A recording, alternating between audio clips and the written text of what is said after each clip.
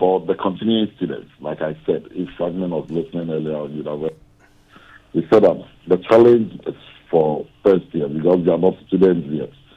But once you enroll, we hope that and we expect that you enroll to the Student Loan Trust Fund.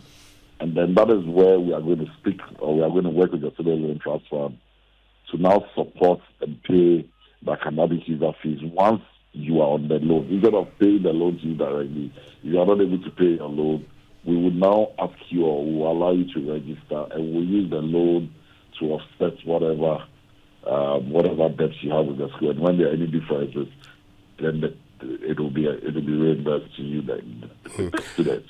Yeah, but so we structure it in that way, so that if you are so poor that you cannot pay, then you can access the student loan to support you.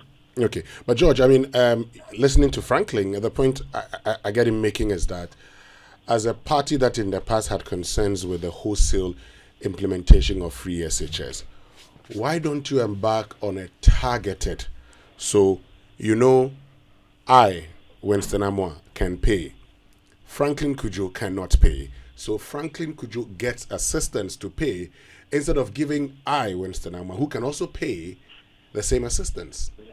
Winston, our challenge with free SHS was not the paying of fees for everyone, because we are advocating for paying of fees for day students. Our challenge was with boarding, the residential user fees. That is where our biggest challenge was. That is where the huge cost comes from. And in this instance, we are not paying residential. Yes, but I'm asking about targeted means testing, so that those who can afford, can pay, and those who cannot afford don't pay. People.